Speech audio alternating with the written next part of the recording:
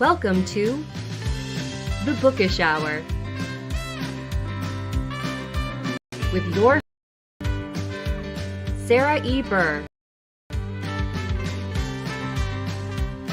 and J.C. Kenney.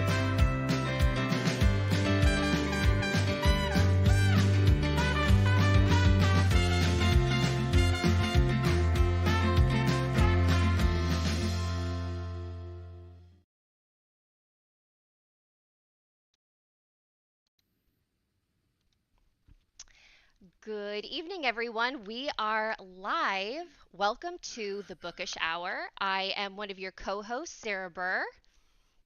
And I am one of your other co-hosts, J.C. Kenney. So let's get bookish. Let's get bookish. We have a fabulous show this evening. We're in a very holiday festive mood. We are representing a couple different holidays this evening because we are joined by the wonderful Christina Romeril. She is here celebrating the release of her debut cozy mystery, yay, A Christmas Candy Killing. And Chris, we are so excited to have you here with us this evening. We've got a great show for our viewers lined up with a special giveaway. You are giving away a hardcover copy of A Christmas Candy Killing. That's correct? Oh, yes, gosh. I am. So nice. So beautiful. Your cover, stunning. Could you tell our audience just a little bit about yourself? And then we're going to dive into talking about your new book. Okay. I am a former commercial banker. So I did business banking for, about over 10 years. And when I decided that I'd had enough of banking, I wasn't too sure what I wanted to do. In the end, I was working for our local library here in the little village that I live in. And then the pandemic started and lost my job. And that's how the book started. But yeah, I grew up in Southern Ontario and moved out west to Alberta about 22 years ago. I lived in windy Lethbridge. And then 9 years ago, almost 10 years ago, I met my husband, and he lives in this quaint little cozy village. And that was the perfect setting. So when I started, we dated and we'd walk around town and he'd tell me stories about the town and things that had happened. And I thought, this is perfect for a cozy mystery. And I put that kind of tag in my mind. And I thought, one of these days, I'm going to sit down and write a mystery centered here. And eventually, of course, that's what I ended up doing. The book, A Christmas Candy Killing, is really set in this little community, but I picked it up and moved it to Montana, near Kalispell and Big Fork, in that area, just because of the scenery. I mean, this is bald-headed prairie, so we have a few trees, but not a lot, and it's just not as pretty as Kalispell area is, where they have the beautiful trees and the lakes and everything. And so I took our little village, moved it a few hours south, and that's what I did. But yeah, I love going through the village on walks and thinking about things that I can do here when I'm writing my books. And yeah, I just think the fact that you live in a cozy mystery village, or a place that like makes you think of one, is the coolest thing that I've ever heard, because that's my life goal. So I just want to get that out there. Yes. And also, thank goodness for your own safety that it's not a cozy English village, because we know the English villages are where everybody gets murdered eventually anyway. And so we don't want that to happen to you. No, I'm the one doing all the killing here in this village. So so speaking of which, since you're the main killer here, tell us a little bit about the book. A Christmas Candy Killing is about twin sisters, Alex and Hannah. They own a mystery bookshop and chocolate shop. The chocolate shop sells poison-themed chocolates. Alex is a huge fan of murders done by poisoning, and so that's where she got the idea of the killer-themed chocolates. And they have a friend who runs the book club out of their bookshop. And on the night of the book club meeting, afterwards, she pulls Alex aside and tells her that she thinks there's a murderer in the village that she saw on a true crime show. And the next morning, when Alex goes to watch the true crime show at her friend's house, she finds her murdered. So Nice. yeah, and then of course, Alex becomes one of the suspects, and therefore Hannah insists that Alex needs to channel her inner Miss Marple 2.0, and she needs to solve this crime because the sheriff seems intent on, just getting it solved as quickly as possible with the suspects at hand, which happened to one of them be Alex. So there are a few twists and turns as she tries to question villagers while plying them with sweet confections, and eventually she is able to solve the murder. So I will say lots of twists and turns, and I fell in love with not only the village that you created, but the characters. And I thought that the cast of characters that you have assembled in this world are, and now kind of hearing that like you had really or heard stories about a place like the cozy village in Montana. It kind of resonates, and I understand now, like, oh, like it makes sense why this community felt so real, and just even like the little quirks that all of the characters had were even like the little details there. You had mentioned, Chris, that for the victim, the murder victim, that she had thought that she had seen somebody on a true crime show, and I just thought that little, like, I could picture a woman kind of being like, oh, that person, they look like somebody in my village, and a lot of chaos stemming from those assumptions. So I thought, again, the cast of characters was absolutely fabulous. And I would love to kind of understand, because you have the story is told from Alex's point of view, and she has her twin sister Hannah. I'm curious how the concept of twins was, how their relationship became the or how like their relationship kind of grew in your mind as you were thinking about creating this world. Now, I have to give all credit, to be fair, to my editor, Tara Gavin at Crooked Lane Books. When I started writing the story, it was Alex and her best friend, Hannah. Oh, okay. And Duncan was actually Hannah's brother in the original version. Okay. Oh, and then I had my great agent, Dawn Dowdle, who made some suggestions for the book. That's where the Killer Chocolates actually came from. She had said that my hook for the book wasn't strong enough. It was just the mystery bookshop. And so I had to come up with something else. And that's what I came up with. So, and then Tara had said she loved it, but she wanted Alex to be one of an identical twins. So I thought, well, Hannah just obviously becomes the twin. Duncan obviously now needs to have his role reassigned a little bit. And so, so I made some adjustments, and that's where that came from. And actually, it made the story so much better. I love writing them as twins. It's been really fun. I've done actually a fair bit of research on twins because I'm not a twin. And so I researched, do they, have some sort of special connection, and, do they sense each other's, feelings or thoughts or anything like that. And so, that's helped to, I think, enhance the story, is to understand what twins are like a little bit more from that. I think I get into their relationship a little bit more in book 2. So in the first book, I'm still, I think more establishing Alex as the main character. And in book 2, Hannah will actually get a little bit more screen time, so to speak. So that's fun. I think oh, sorry, JC. No, go ahead.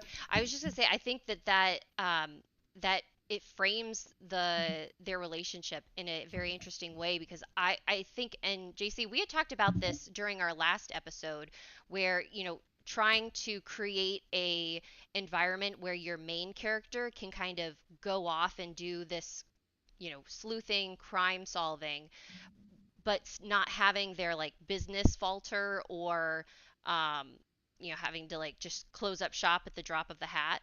And so I thought that like the fact that Alex always has Hannah to kind of rely on at the shop and to be able to be like, okay, like can you watch things here while I go off and try to find a killer, that for me was very believable. And I think and so I was I felt that that could happen. And yeah, I mean, that was the thing, when you have an amateur sleuth who's working in a job and she needs to go and question suspects because sometimes they're going to come to her, but sometimes she has to go out. And I mean, it gets a little boring if she's just in the shop all the time. And so you have to, wonder what's going on at the place of business. And so, Hannah, of course, being more of a chocolatier than Alex is, she's more of the artist, whereas Alex is just, kind of knows the technical aspects, but isn't that, artistic creator.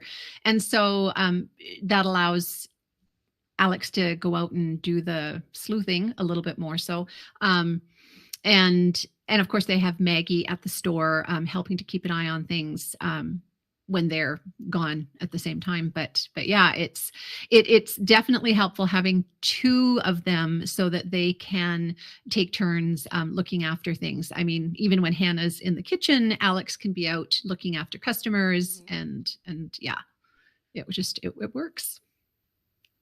And that's what matters, is that it works. So I guess one question that I kind of want to throw out, Alex has quite the career change when we first meet her. Because as you just alluded to, it's not like she grew up as a chocolatier or anything like that. Can you talk to us a little bit about that, and also maybe where you got the idea for that career change, as it were? So as it happens, I'm an ex-banker. And so since Alex needed to have a former job, I thought, well, she might as well be a banker because then I don't have to do a whole bunch of research about it. And then it gives her also some financial savvy. And so that's how she started out. But before she went into banking, she grew up in Frankenmuth, Michigan. And I don't know if any of you have ever been there, but Frankenmuth is just the quaintest little Bavarian town. And it's got a huge Christmas store, and it's just a wonderful place to visit. And so I thought that would be the perfect place for her to have come from. And so her parents own a gift shop and restaurant. And so she does have experience, making the chocolates and working in a kitchen and the baking and so on. So, I mean, she got all that up until, she left home to go to college. And so she's got that experience. Hannah stayed and, of course, worked in that business her whole life.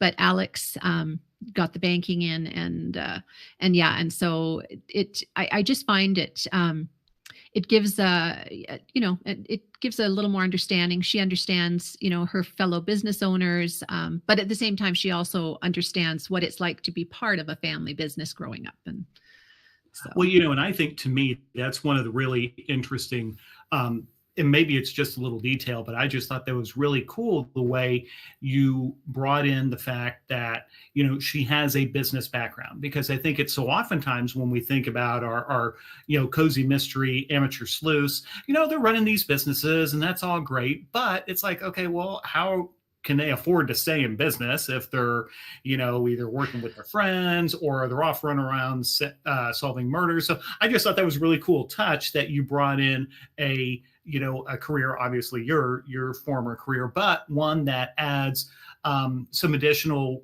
reality to the story. So I just thought that was a nice little touch. Yeah, I mean, we all know that there's a suspension of disbelief when we read cozies. Most of us aren't going to run around our villages solving crimes. The police would definitely frown on that.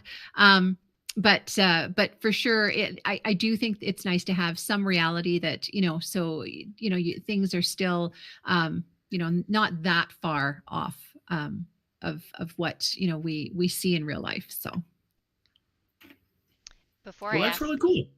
Before I ask my next question that I have for you, Christina, I want to first say hello to everyone who has joined us so far. Thank you so much for sharing your evening with us as we have our live conversation. If you have any questions for Christina about her new book, feel free to drop them in the chat. Just make sure that you're logged into your YouTube or Gmail account, and you can pop a question in, and we will make sure to ask our wonderful guest her thoughts.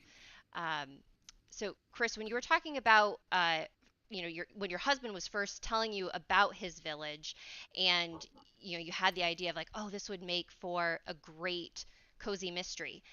How did you go to cozy? Had you been like an active reader of the genre beforehand, or how did that connection grow for you? So when I was in grade 3, my mother brought home a Trixie Belden mystery. And I don't think she had intentionally picked a mystery. It was just, she'd probably seen it on sale, if I know my mom, and just thought, here's something for Christina because she likes to read. And I devoured that book. I had discovered a love of mysteries. In fact, I think, some of those movies, I don't know if this maybe dates me, but Race to Witch Mountain and Bedknobs and Broomsticks, I kind of loved that little bit of a mystery but cozy element back then even. And so I read most of that series, and then I think I went on to Nancy Drew and the Hardy Boys and eventually Agatha Christie. And I did kind of expand into a few other genres then. But then kind of as I got older, and I mean, I've always read mysteries throughout, but as I've gotten older, I've come back to the cozies. Like I rewatch Murder, She Wrote all the time. I love that genre. I love the aspect of solving the crime without all the darkness that you get in traditional mysteries. And I do read traditional mysteries and I read thrillers and I do enjoy them, but sometimes you just want to have a murder that makes you feel good. So because that it's usually a bad person that gets killed, and it's it's going to be solved in the end, and there's just lots of happiness and cozy vibes throughout, and I just love that. And so it just felt, I don't know, when I thought about what genre to write in for my first book, it just felt like that was the one for me. I don't know that I seriously considered anything else. I think I kind of thought maybe a thriller. And then I thought, no, I just was drawn to the whole cozy vibe, the no on-screen violence and graphic anything, just a nice feel-good book that you can read when you need something to just, escape to and make you feel happy. So yeah, happy murder. So but yeah, that's kind of where I was drawn to the cozy mysteries. They really have been something that's been part of my life since I've been reading more than 2 sentences at a time. So like I said, I do read in some other genres. I do like some thrillers, and I read some romance. I do like some literary fiction, like Jane Austen. I mean, I love her, and I mean, I'm not going to lie, I'm a J.K. Rowling fan. I love the Harry Potter series, but I mean, really, cozy mysteries are my happy place. Mm-hmm. So I think that resonates both with JC and myself very much. Yeah. And that kind of, one of the things I'm curious, if I understood you correctly, when you were talking about when you got started writing this novel was kind of in response to the pandemic. Talk to us a little bit about that, how you got that started. Was it like something you'd always wanted to do, and then because the pandemic you had the time, or was it just one of those, I've just got an idea and I'm going to run with it? Talk to us a little bit about that. So when I was, I guess I was about 13, we used to travel up to Muskoka, where my family had a trailer in Southern Ontario. And it was about a 2.5 hour drive. And my parents played some sort of 70s easy listening music. And so when I wasn't reading, I would stare out the window of the car and I would literally make up stories in my head. I'd use a prompt from something that I'd seen, like an abandoned shack, and I would make up a story on my way. And then I'd think one day I'm going to actually write these, stories out and write a book. When I was kind of in my 20s and 30s, that idea kind of stuck with me. One of these days I'm going to sit down and write a book. At that point, I didn't really have concrete ideas about, what genre or anything. It was just, I'm going to write a book. And then about 15 years ago, I got serious. I actually went out and bought a laptop and said, okay, I'm going to do this. And I got up for a few weeks at about 5 a.m. and I'd type away for a little bit. And I think I spent as much time deleting as I did typing. And so I ended up kind of just putting it away. I was pretty busy then. I had, younger kids and a job. And so then about 10 years ago, I took a creative writing course at the local college in Lethbridge. And that creative writing course was really what sparked it, the real, dive into writing. And I mean, even though it was still a little hit and miss afterwards, just because I was very busy, it was 2018, I had decided that the excuses needed, to be put aside, and I needed to actually write this book or start this book that I'd been, playing with for a while. And up to that point, I hadn't really ever, done an outline or thought, what's this book going to be about? And at that point, I actually sat down, I wrote an outline, a thorough outline. I had made the decision to write in, the cozy mystery genre. And I'd, started doing some research, listening to podcasts, and I got about 30 pages in. I did a boot camp weekend where I just, that's all I did that weekend was write. And I got 30 pages in and realized that there were some issues with the plot. It just didn't quite work. And so I, again, put it on the shelf, did think about it a lot and how to change that plot to make it more workable. And then when the library shut down at the beginning of the pandemic, I said to myself, I have nothing but time. And that's been my main complaint all along, is that I'm always busy. And I have nothing but time now. So go to your office and sit down and do this. And I rewrote the outline. I trashed everything except for the main character and the setting, and because it had to be here in my little village. And I wrote out a new outline, more or less what we see in A Christmas Candy Killing now, and then just started on the first draft. And that was the beginning of April 2019. And by July, I had it out to beta readers. And when they gave me their feedback, I did some more polishing and revisions. And by September, I was sending it out to agents.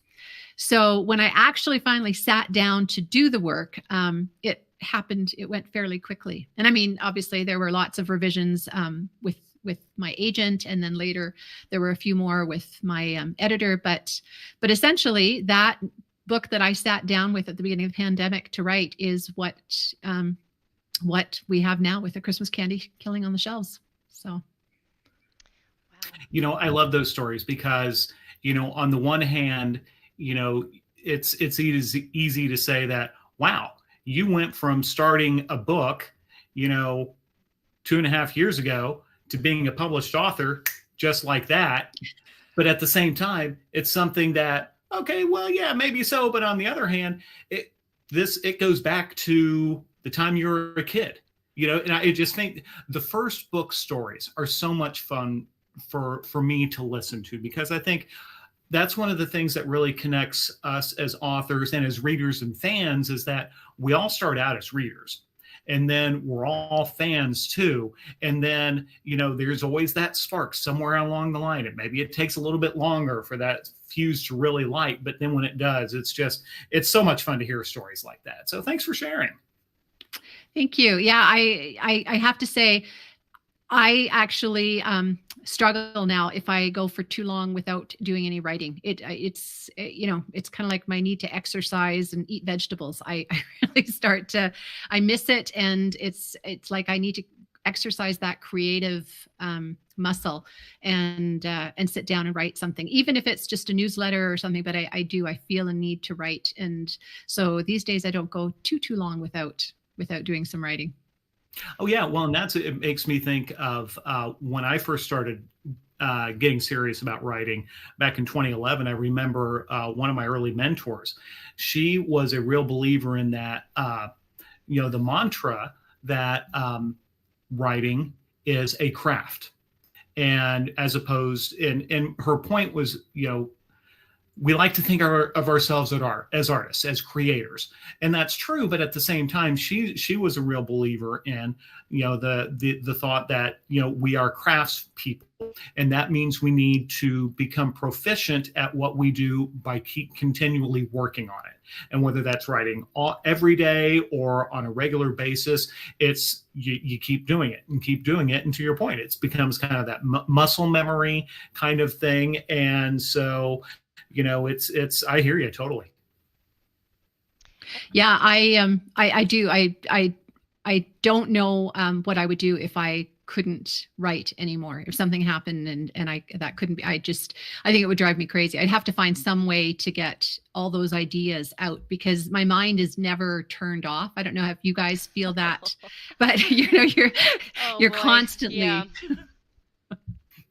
Yeah. Yeah. Like, the one time when we were, my wife Nancy and I were sitting, waiting for a wedding to begin, and I leaned over and told her, "Yeah, I'm just kind of watching the people walking into the to the hall here, trying to decide who's the person who's going to get murdered." So yes, that must be like a wedding thing, because I was at a wedding where we were out. It was outside, and I was looking back at it was like a lodge, and there was a balcony. I was like, wow, that would be a really good balcony for somebody to fall from, and like have to figure out who pushed them. And I'm just like, oh my God, you can't take us anywhere, because it's like we're always thinking about, okay, like who could be our next victim, or what could be the next crime. And Chris, you've mentioned that you're in regards to, you're actively thinking about who to kill and why. But what I'd love to talk about is how you kill your victims and your interest in poisons, because with the chocolatier aspect of A Christmas Candy Killing, Alex and Hannah at their bookshop are selling their killer chocolates. And if you wouldn't mind sharing some of the titles of these chocolates with our audience, I'm sure that they will get a kick out of it. And tell us a little bit about like how you kind of fell in love with poisoning. I think Agatha Christie is really to blame, because she does such a good job in the novels where she uses poison that I love poisoning. And I mean, that was one of the most favorite parts of the whole writing process, was that I spent endless hours researching how to poison people, especially with plants, not just, household poisons, though those too, but especially plants. That's kind of my favorite. It's kind of my happy place in the poisoning world. Because they look so pretty and they seem so innocuous, just growing in your backyard. But I mean, they're, quite lethal. And some of them, are obviously, we use them for medicines and things, but the difference between a toxic dose and a helpful dose is, sometimes very small. And so the killer chocolates, that when I first thought of, trying to come up with an idea for the book, that was more of a hook, and trying to come up with something that was different. And I thought, well, chocolates, I thought that's, there are some books. Nancy Coco does a really good job with a chocolate theme. I thought I could work with chocolates. I love chocolate. I mean, who's not going to want to do research on chocolate?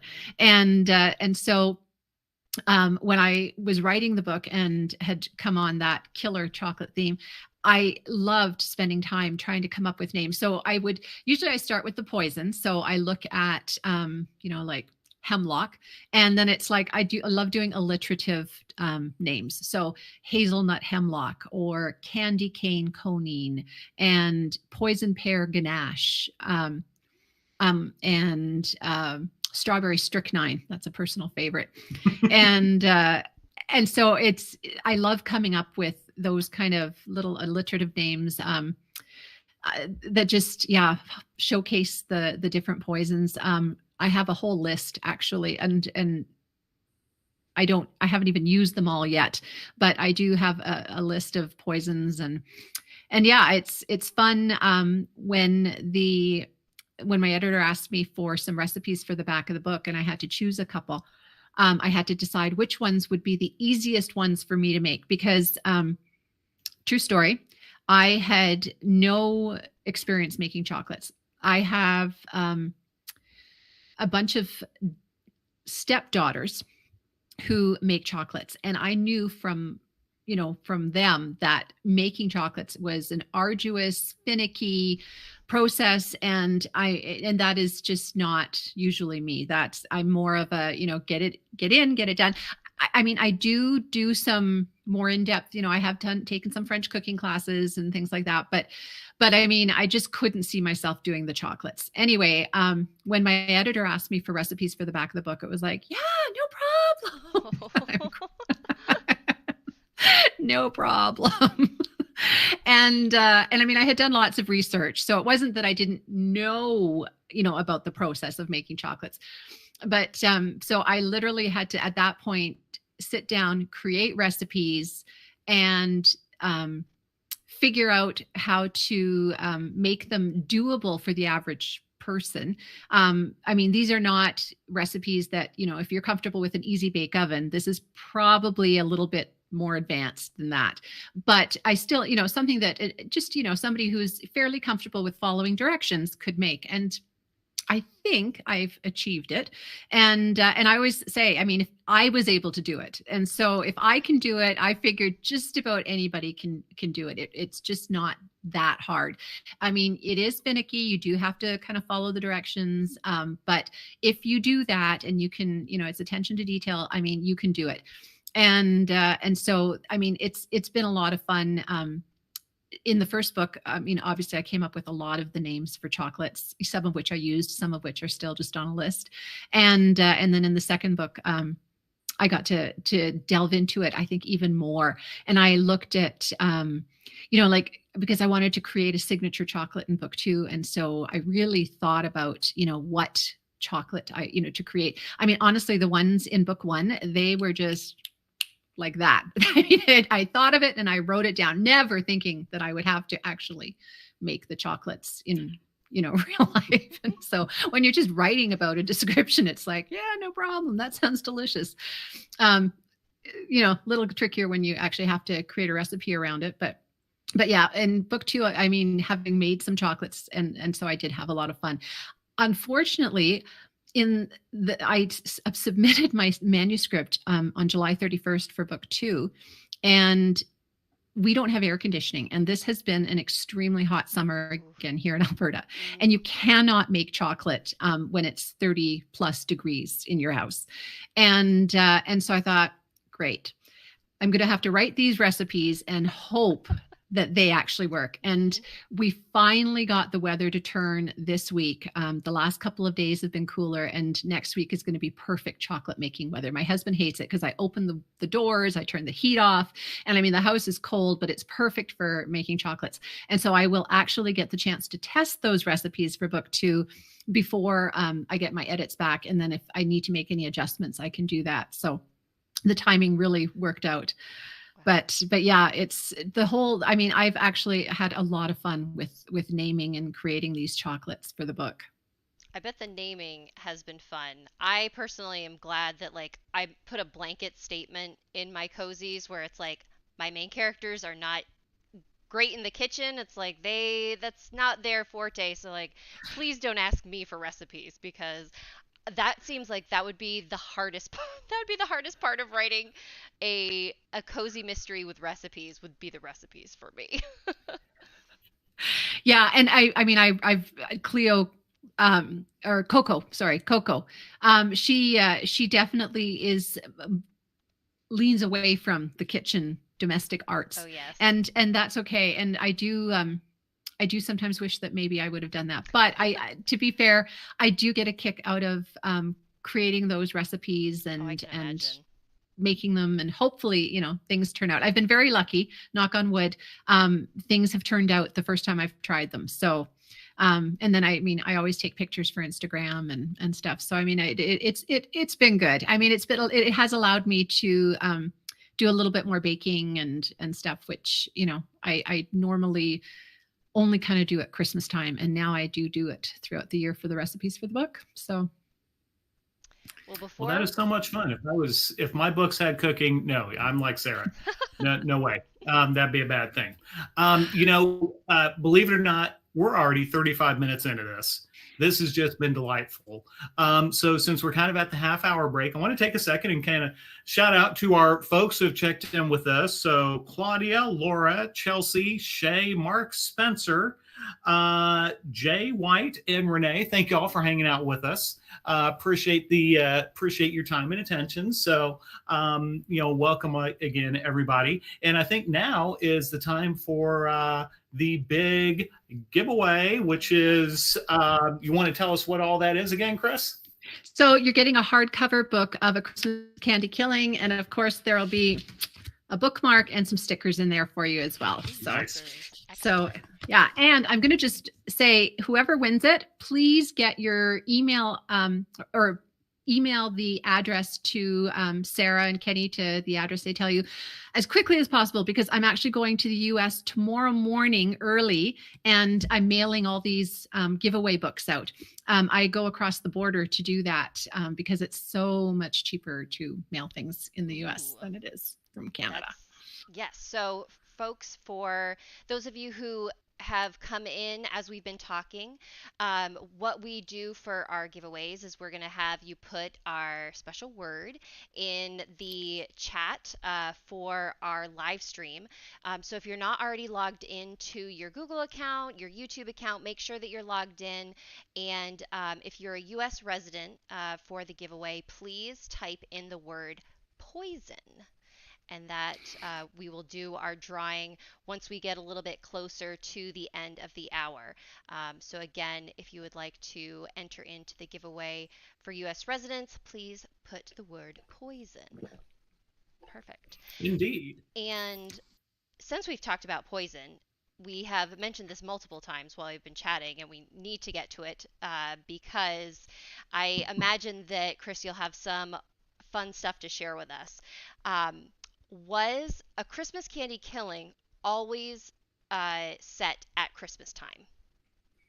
Yes.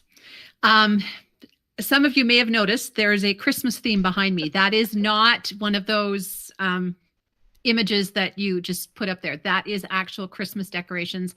I started decorating a couple days ago. Because it actually takes about a week. This year, it seems to be going a little quicker, so I'm actually hoping to do it in about 4 days total. But it is a Christmas transformation here. I am known a little bit as the Martha Stewart of Christmas. Some people may think it's a little overboard for their tastes. Pretty much every room in the house gets decorated. I've got 4 big trees that get put up throughout the house. Every corner has Christmas, and it is just something I love to do. So it just wasn't even a question. When I was writing the book, I thought I have to set my first book ever at Christmas. And originally I had planned, of course, that the series would, carry on throughout the year. But as it turns out, my publisher, when I sent in the manuscript or the first 3 chapters for book 2, they said, "Great, but could you set it at Christmas?" And I was absolutely thrilled. Yes, I can totally do that. Because I really just, I live and breathe Christmas for November and December. So. So is that something that you're hoping will continue through the rest of the series, that it will be Christmas every mystery? I am kind of assuming that that's the way they're going. I don't know if you've read Jacqueline Frost's, also known as Julianne Lindsay, her Christmas mystery series. I can't remember if it's a tree farm mystery series or something like that. It's the knife that, or the 12 Sleighs of Christmas and the knife slash. Anyway, it's just a cute little Christmas series, and I loved that. And I had read that before I'd even started this, and so I was thrilled at the idea of doing a Christmas mystery series. So for sure, I'm hoping that is the direction that it will go in, because I would love to set it at Christmas every year. That's really exciting. And yeah, that's a lot of fun. So, but one question that comes to my mind, obviously, you know, when we think Christmas, we think snow, we think cold temperatures, things like that. You know, and obviously you're a big fan of Christmas, but is there a challenge for you when you're writing a story, maybe in June or July, when, you know, it's the sun's out, you know, it's, you know, I don't know what the temperature would be in Canada, but assuming it's like 85 degrees here in the States and something like that, is that a challenge for you at all? Not at all. Literally, I was glued to my chair in my backyard office, she shed, to get the second book in on time. And it was, I think, pretty well every day over, so 30 degrees Celsius. So I'm sure that's about 85 degrees Fahrenheit every day. And I mean, I had my fan going, and I'm wearing tank tops and shorts and just trying, you know, cold beverages with ice and just anything to try and stay cool. And no, it was not a problem. Here I am, you know, bringing up, you know, Christmas pictures on Pinterest to, you know, look for, you know, some inspiration and stuff. Like it just, no, it's never been an issue. When I say I live and breathe it for 2 months, I mean, since I've had to write this series, or have chosen to write this series, it has almost been a year-round thing. I did Christmas in July this year. My husband has his own little man cave cabin in the backyard, and he keeps the Christmas tree up year round in there. And so we actually just went out there and took some of the pictures in there by the Christmas tree for Christmas in July. So it worked out really well. So yeah, I have no problem staying in the Christmas spirit throughout the year. Well, cool. And just real quick, thank you to Mark, because Mark confirmed that the Julianne Lindsay stories you were telling us, yes, it was a Christmas tree farm. So he confirmed that for us. So I tell you what, Mark, I love you. You are always so spot on with, you know, well, I love you for a lot of reasons. All your support you give to us mystery authors, and then the way you know, kind of give us the little extra tidbits here. And Mark also mentioned that Barbara Ely's Toy Shop Mysteries were also set at Christmas. So for folks who like Christmas mysteries, there's another one for you. Yeah, those are definitely ones that I look for every year. Not that I don't read a few non-Christmassy books November, December, but I do read a lot of Christmas books. I reread mysteries every year as well. And I think that's probably the time of year I read the most. I really try and fit in reading every minute that I can, because I just love reading the Christmassy settings. And yeah. And I mean, I'm not going to lie, it's mostly murder in a Christmassy setting that I really like, but still. Do you do Christmas movies at all? I do. Of course, I have like just about every Christmas movie on DVD that you can imagine. And I used to spend November and December watching those, but now Hallmark Channel does the Christmas movies so well that I spend a lot of time watching those. But there are some favorites. Like I can't go a year without seeing Elf or Christmas with the Cranks. White Christmas, Miracle on 34th Street. You know, there are just a few movies that I absolutely have to see every year, but for sure, Hallmark Channel definitely features in my Christmas viewing. And in fact, it's probably detrimental to my writing, because there's so many good Christmas shows on. But that's all research, so it still counts as writing.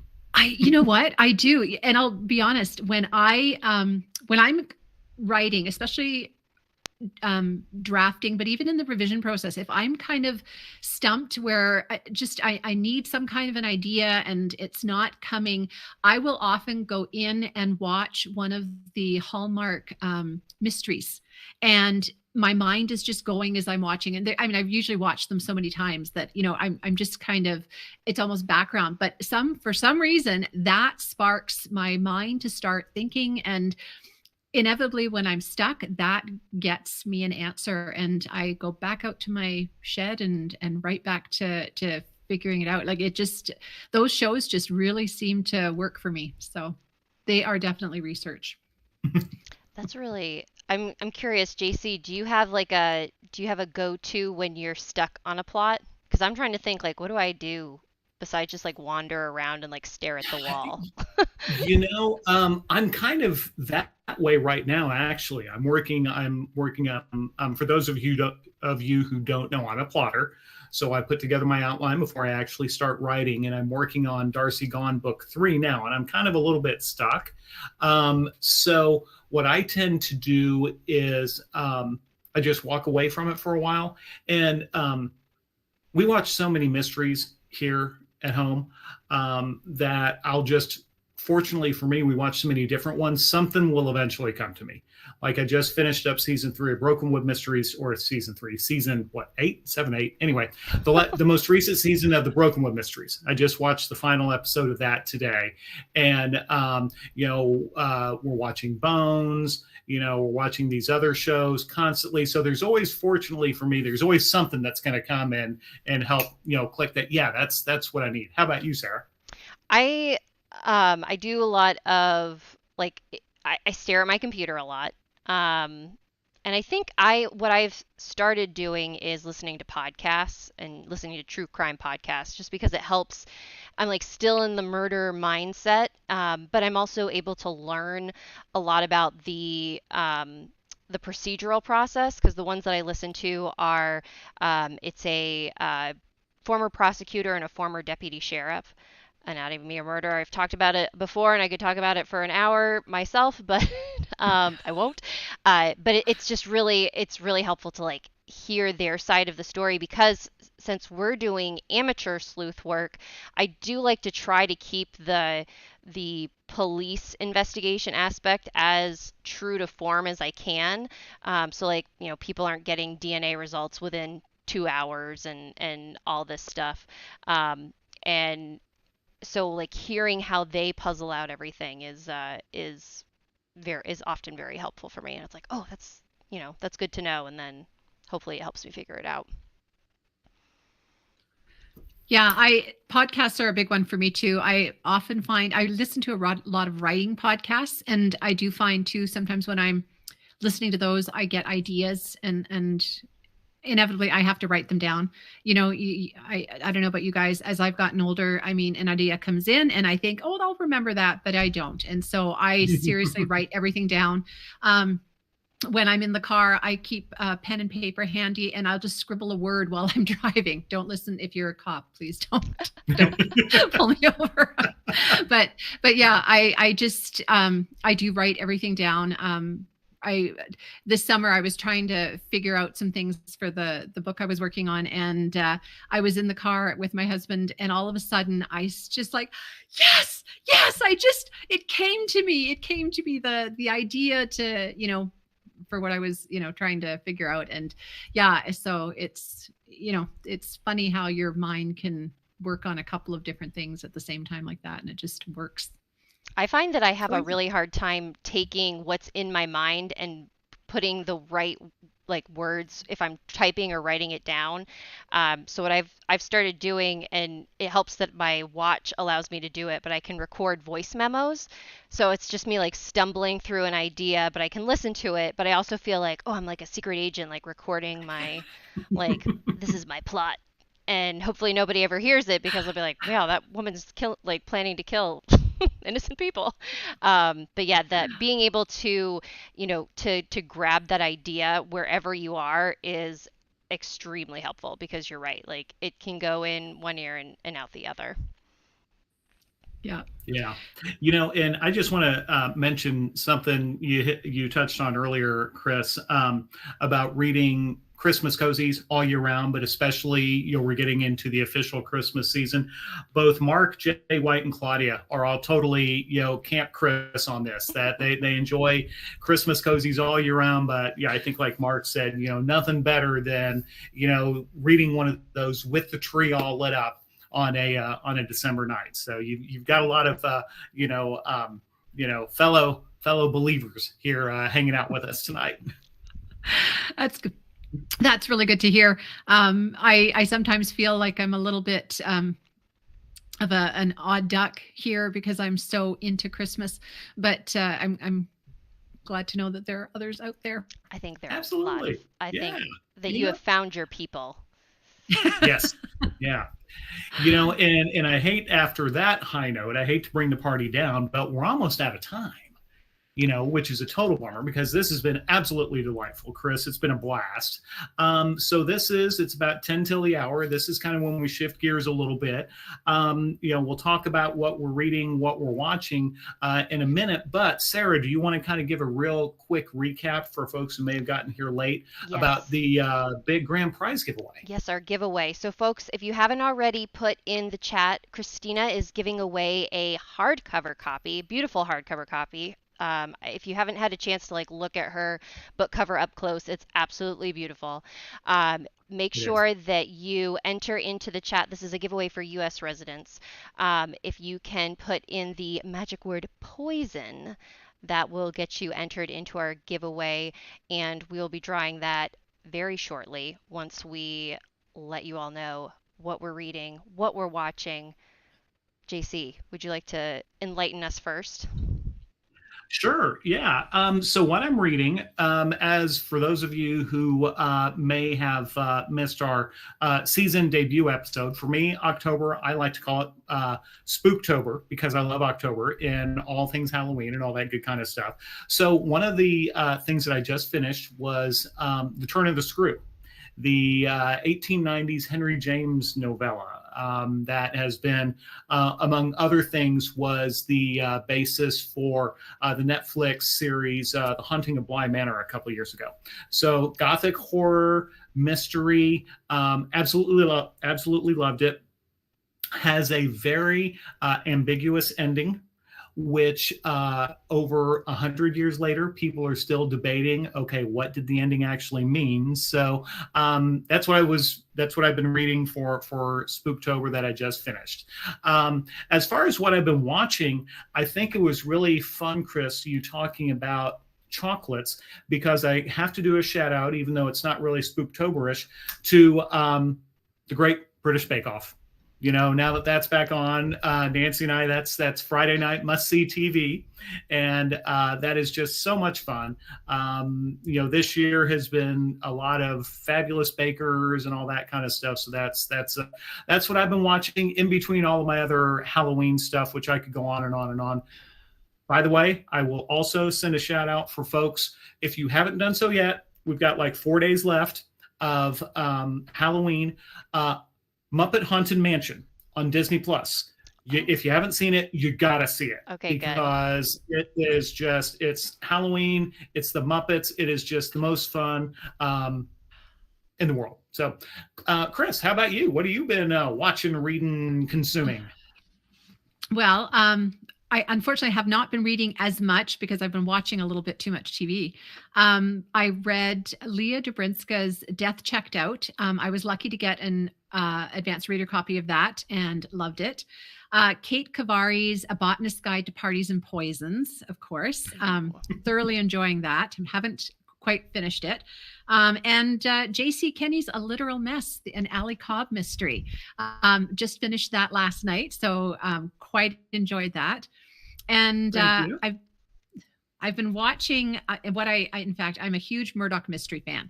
So yes. Murdoch Mysteries, The Equalizer, Miss Scarlet and the Duke. Love that. Yes. I binge watched the second season of Only Murders in the Building this month. And of course, watched the original Hocus Pocus and Hocus Pocus 2. So that's my list. That's a great list. My wife told me she watched Hocus Pocus 2 over the weekend. I haven't had a chance to see it, but she said she loved it. She's a huge fan of the original. Did you enjoy the second one? Yes, I did. And I honestly enjoyed it as much as the first one. I thought they were both very well done. So, yeah.